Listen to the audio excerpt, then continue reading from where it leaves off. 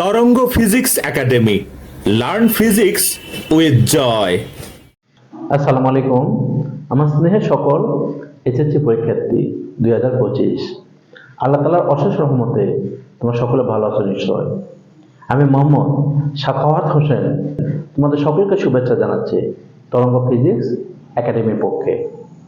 আমরা পদার্থবিজ্ঞানের দ্বিতীয় অধ্যায় গতি সম্বন্ধে আজকে আলোচনা করব। পারিপার্শ্বিকের সাপেক্ষে কোনো বস্তুর ক্রমাগত অবস্থানের পরিবর্তনকে গতি বলে। পারিপার্শ্বিকের সাপেক্ষে কোনো বস্তুর ক্রমাগত অবস্থানের পরিবর্তন না ঘটলে তাকে স্থিতি বলে। এই বিশ্ব ভূমণ্ডলে বা মহাবিশ্বে 40 ট্রিলিয়ন গ্যালাক্সি আছে এবং প্রত্যেকটি গ্যালাক্সিতে ট্রিলিয়ন ট্রিলিয়ন নক্ষত্র আছে। যতগুলো নক্ষত্র আছে প্রত্যেকটি নক্ষত্র তার নিজ কক্ষপথে আবর্তন করছে। তো এই বিশ্ব ভূমণ্ডলে কোনো কিছু স্থির নেই। সম্পূর্ণ স্থির বস্তুর সাপেক্ষে কোনো গতিশীল বস্তুর গতিকে পরম গতি বলে এবং সম্পূর্ণ স্থির বস্তুর সাপেক্ষে কোনো স্থির বস্তুর স্থিতিকে পরম স্থিতি বলে। যেহেতু বিশ্ব ভূমণ্ডলে কোনো বস্তু স্থির নেই, তুমি আমি চন্দ্র সূর্য নক্ষত্র যতগুলো আছে সবগুলো গতিশীল, তাই সম্পূর্ণ স্থির বস্তুর সাপেক্ষে অপর কোনো বস্তুর স্থিতি বা গতি নিরূপণ করা সম্ভব নয়। তাই পরম গতি বা পরম স্থিতি নিরর্থক বা অর্থহীন। তা আমাদের যত গতি আছে সকল গতি আপেক্ষিক গতি এবং সকল স্থিতি আপেক্ষিক স্থিতি। কোনো স্থির বা গতিশীল বস্তুর সাপেক্ষে অপর কোনো বস্তুর গতিকে আপেক্ষিক গতি বলে। কোনো স্থির বা গতিশীল বস্তুর সাপেক্ষে অপর কোনো বস্তুর স্থির অবস্থাকে আপেক্ষিক স্থিতি বলে। সরণ, নির্দিষ্ট দিকে বস্তু কর্তৃক অতিক্রান্ত দূরত্বকে সরণ বলে, অথবা কোনো বস্তুর আদি ও শেষ অবস্থানের মধ্যবর্তী সরলরৈখিক দূরত্বকে সরণ বলে। এখানে একটা পাখি উড়েছিল, ঘুরতে ঘুরতে পাখিটা এখানে গেছে, পথ অতিক্রম করছে 500 মিটার, সরলরৈখিক দূরত্ব 200 মিটার। সরণ ধরবো আমরা 200 মিটার। আদি অবস্থান এ, শেষ অবস্থান বি, এর মধ্যবর্তী সরলরৈখিক দূরত্ব। সরণকে এস লিখে প্রকাশ করা হয়। সরণ মানে দূরত্ব, যে কোনো দূরত্বের একক মিটার, মাত্রা হবে এন। একটি বস্তু এবি বরাবর 10 মিটার দূরত্ব অতিক্রম করে বিসি বরাবর 6 মিটার দূরত্ব ফিরে আসে। এক্ষেত্রে অতিক্রান্ত পথ হবে 10 যোগ 6 সমান সমান 16 মিটার। সরণ হবে, যেহেতু আদি অবস্থান এখানে ছিল, শেষ অবস্থান সি বিন্দুতে, তো সরণ হবে 4 মিটার। আমি 10 থেকে 6 বাদ দিব। যদি বলে অতিক্রান্ত পথ ও সরণের পার্থক্য কত, তখন আমরা 16 বিয়োগ 4 = 12 মিটার। এখানে একটা বস্তু এবি বরাবর 8 মিটার দূরত্ব অতিক্রম করে বিসি বরাবর 6 মিটার দূরত্ব অতিক্রম করছে, তো সরণ কত? আমি বারবার বলছি যে কোনো বস্তুর আদি ও শেষ অবস্থানের মধ্যবর্তী সরলরৈখিক দূরত্বকে সরণ বলে। এক্ষেত্রে আমরা পাবো AC² = AB² plus BC²। AC = √12 AB² plus BC²। আমি মান বসাই দেবো। এখানে 8 না দিয়ে যে কোনো মান দিতে পারে, এখানে 12 দিতে পারে, এখানে 15 দিতে পারে। আর ব্যাসার্ধ বিশিষ্ট বৃত্তের পূর্ণ একবার ঘূর্ণনে অতিক্রান্ত দূরত্ব হবে বৃত্তের পরিধি 2πr মিটার। আর একবার ঘূর্ণনে সরণ হবে 0 মিটার। 1 কোটি বার ঘূর্ণনে সরণ হবে 0 মিটার। কিয়ামত পর্যন্ত ঘুরলে ওই বিন্দুতে আসলে সরণ হবে 0 মিটার। আর ব্যাসার্ধ বিশিষ্ট বৃত্তের অর্ধবৃত্ত পথ অতিক্রমে সরণ হবে এখান থেকে এর থেকে চি বিন্দুতে আসলে অর্ধবৃত্ত পথ অতিক্রম করবে। সেক্ষেত্রে সরণ হয় পুরু ব্যাস, পুরুগুণ ব্যাসার্ধ। আর ব্যাসার্ধ বিশিষ্ট বৃত্তের আগে 4 অংশ পথ অতিক্রম করলে তখন যাবে এর থেকে বি বিন্দু, সরণ হবে এবি, অর্থাৎ 5/4। 4 অংশ দূরত্ব অতিক্রম করলে আসবে ডি বিন্দুতে, সেক্ষেত্রে সরণ হবে এডি। এক্ষেত্রে এবি এবং এডি উভয় সমান হবে, তখন সরণ হবে √2 ব্যাসার্ধ স্কয়ার প্লাস ব্যাসার্ধ স্কয়ার। এক্ষেত্রে এ বি ও ধরলাম এটা, এবং ও এ ও ডি উভয় সমকোণী ত্রিভুজ হবে। AB² = OB² যোগ OA²। এটাও ব্যাসার্ধ আর এটাও ব্যাসার্ধ আর। আশা রাখি তোমরা বুঝতে পারছো। দ্রুতি, বস্তু একক সময়ে বা 1 সেকেন্ডে যে দূরত্ব অতিক্রম করে তাকে দ্রুতি বলে। বস্তু t সেকেন্ড এ এস মিটার দূরত্ব অতিক্রম করলে 1 সেকেন্ড অতিক্রম করবে এস ডিভাইডেড টি। দ্রুতি ভি ইকুয়াল টু হবে এস ডিভাইডেড টি, দূরত্ব ভাগ সময়। দূরত্ব একক মিটার, সময় একক সেকেন্ড, একক হবে মিটার পার সেকেন্ড বা এমএস ইনভার্স 1। মাত্রা হবে দূরত্বের মাত্রা এল, সময়ের মাত্রা টি, এল টি ইনভার্স 1। বেগ বস্তু নির্দিষ্ট দিকে একক সময়ে বা 1 সেকেন্ড এ যে দূরত্ব অতিক্রম করে তাকে বেগ বলে, বা সরণের হারকেও বেগ বলে। পদার্থবিজ্ঞানের ভাষায় হার বলতে একক সময়ে যা সংঘটিত হয় তাকে হার বলে। বেগ ও দ্রুতির মধ্যে মূল পার্থক্য বেগ দিক রাশি, দ্রুতি অদিক রাশি। একটি বস্তু নির্দিষ্ট দিকে টি সেকেন্ডে এস মিটার দূরত্ব অতিক্রম করে, 1 সেকেন্ডে এস ডিভাইডেড টি, অতএব বেগ ভিও হবে এস ডিভাইডেড টি। তার একক হবে এমএস ইনভার্স 1, মাত্রা হবে এল টি ইনভার্স 1। সুষম বেগ গতিশীল কোনো বস্তু বেগের মান ও দিকের পরিবর্তন না ঘটলে বস্তুর এরূপ বেগকে সুষম বেগ বলে। তাই আমি এখানে লেখচিত্র নিয়েছি, এক্স অক্ষ বরাবর সময়, ওয়াই অক্ষ বরাবর দূরত্ব। এখানে প্রতি ক্ষুদ্র আগ্রহের মান 1 second, 2 second, 3 second, 4 second. Y অক্ষ বরাবর দূরত্ব 5 মিটার, 10 মিটার, 15 মিটার, 20 মিটার। এখানে মূল বিন্দুগামী সরলরেখা ও ই। এখানে এ বিন্দু, এটা বি বিন্দু, এটা সি বিন্দু। তো এই বিন্দুতে আমি বেগ ভি এই কারণে পাবো এস ডিভাইডেড টি। এস এর মান 5, টি এর মান 1, এখানে পাবো 5 এমএস ইনভার্স 1। বি বিন্দুতে বেগ ভি বি কারণে পাবো এস ডিভাইডেড টি, 10 ডিভাইডেড 2, এখানে পাবো 5 এমএস ইনভার্স 1। একইভাবে সি বিন্দুতে পাবো 5 এমএস ইনভার্স 1। এক্ষেত্রে বস্তু বেগের মানেরও কোনো পরিবর্তন ঘটেনি এবং ওই বরাবর দিকেরও কোনো পরিবর্তন ঘটেনি।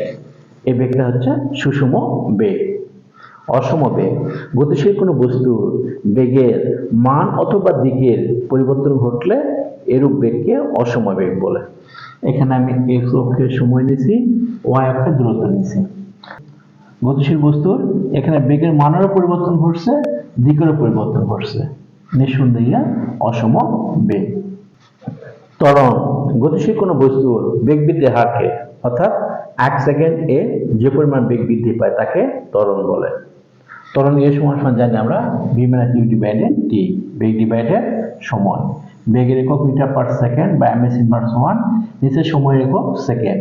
এই সেকেন্ড উপরে উঠলে সেকেন্ড ইনভার্স আরেকটা 1 হবে, তো second inverse 1, second inverse 1, second inverse 2।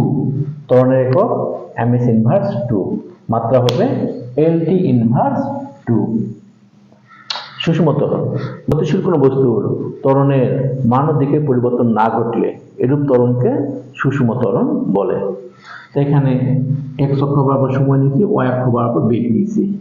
প্রতি আগ্রহের মান 1 সেকেন্ড, 1, 2, 3, 5, 10, 15। মূল বিন্দুগামী সরলরেখা ও ই।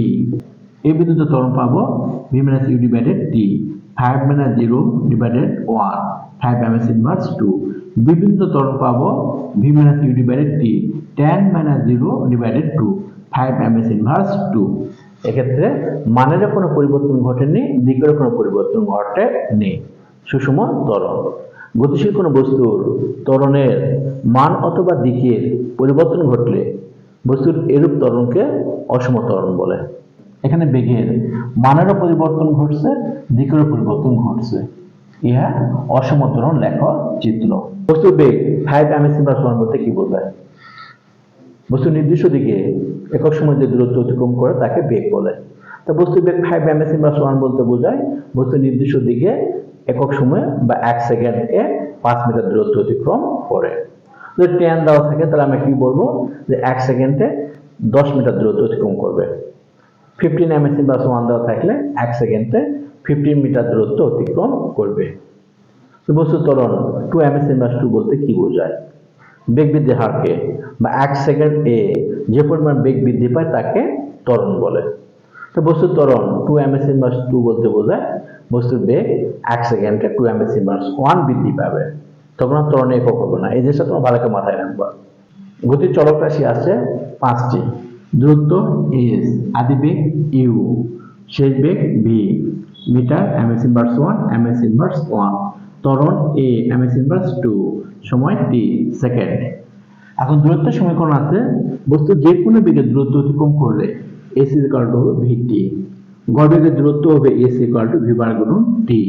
সুষম ত্বরণ বা সুষম মন্দনে বস্তুর অতিক্রান্ত দূরত্ব S equal to u plus v ভাগ টু গুণন টি, ইউ আদি বেগ, ভি শেষ বেগ। আর যে কোনো ত্বরণে অতিক্রান্ত দূরত্ব S equal U T plus half A T square. এখানে মাইনাস দিছি, মাইনাস মন্দন হলে মাইনাস বলবে। বেগ বৃদ্ধির হারকে ত্বরণ বলে, অর্থাৎ 1 সেকেন্ডে যে পরিমাণ বেগ বৃদ্ধি পায় তা ত্বরণ, আর 1 সেকেন্ড এ যে পরিমাণ বেগ কমে যায় তাকে মন্দন বলে। অভিকর্ষ ত্বরণের ক্ষেত্রে H equal U T plus half G T square, মন্দন হলে মাইনাস, ত্বরণ এ ইকুয়াল টু হয় V minus you divided T. আর যদি মন্দন হতো সেক্ষেত্রে মন্দন এ ইকুয়াল টু হবে U minus V divided T. এখান থেকে আমরা শেষ বেগ পাবো V equal U plus minus A T, ত্বরণ হলে প্লাস, মন্দন হলে মাইনাস। অভিকর্ষ ত্বরণের ক্ষেত্রে v equal to u plus minus gt. আরেকটা সমীকরণ আছে শেষ বেগে v square equal to u square plus minus 2as, ত্বরণ ঘটলে প্লাস, মন্দন ঘটলে মাইনাস। অভিকর্ষ ত্বরণের ক্ষেত্রে v square equal to u square plus minus 2gh। পরন্ত বস্তুর ক্ষেত্রে বিজ্ঞানী গ্যালিলিওর 3টি সূত্র আছে।